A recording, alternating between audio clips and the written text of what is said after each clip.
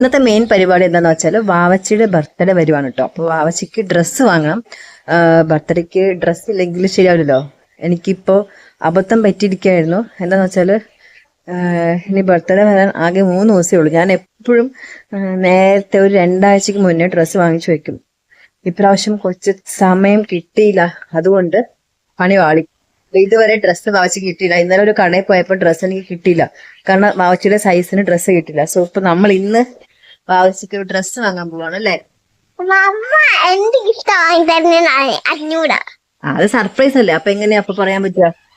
വാവച്ചിയുടെ outfit ഇതാട്ടോ, പച്ച കളറും ബ്ലൂ സ്കേർട്ടും.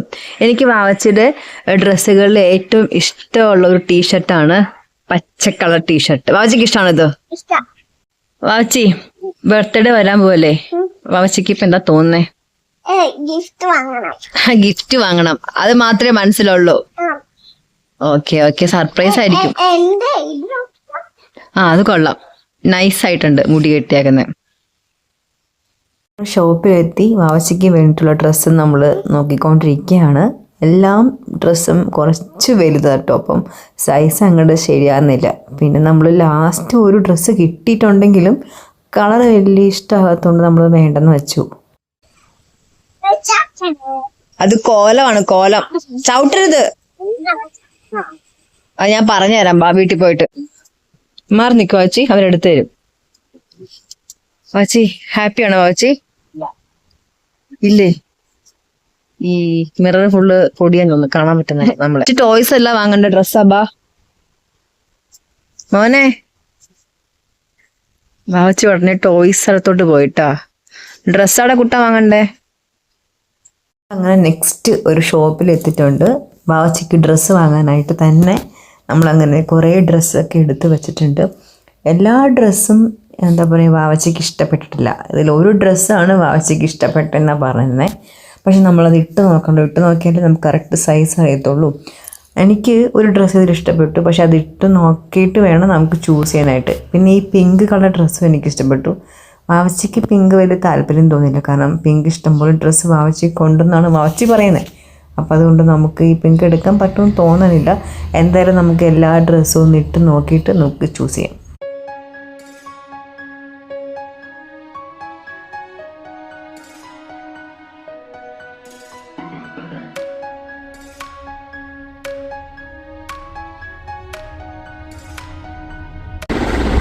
അങ്ങനെ ഇവർ ഇട്ട് നോക്കാൻ ഉള്ള പ്ലാനിലാണ് ഡ്രസ്സുകൾ, അല്ലേ വാച്ചി?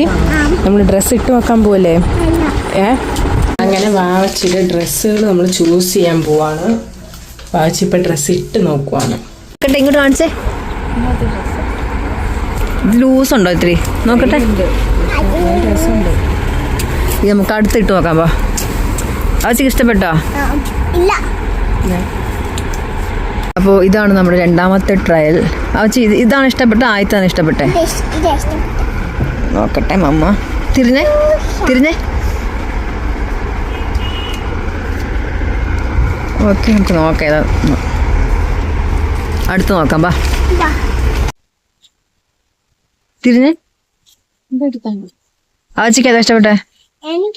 നമ്മള് ബർത്ത്ഡേ ഡ്രസ്സൊക്കെ വാങ്ങിച്ചു. നമ്മള് എന്താ വാങ്ങാൻ പോകുന്നത്? ഡെക്കറേഷൻസ് വാങ്ങാൻ പോകുന്നത്. അപ്പോൾ നെക്സ്റ്റ് അതാ പരിപാടി. ഇവിടെ ആവശ്യമുണ്ട് കേട്ടോ. നമ്മൾ ഡെക്കറേഷൻസ് നോക്കാൻ പോവാണ്. നമ്മൾ കുറെ കടയിൽ കയറി, പക്ഷെ അവിടെ ഒന്നും ഇല്ല. അപ്പൊ ഇപ്പൊ നമ്മളൊരു കടയിൽ കയറാൻ പോവാണ്. അവിടെ ഉണ്ടെന്നാണ് പറഞ്ഞേക്കുന്നത്. അപ്പൊ നമുക്ക് നോക്കാം.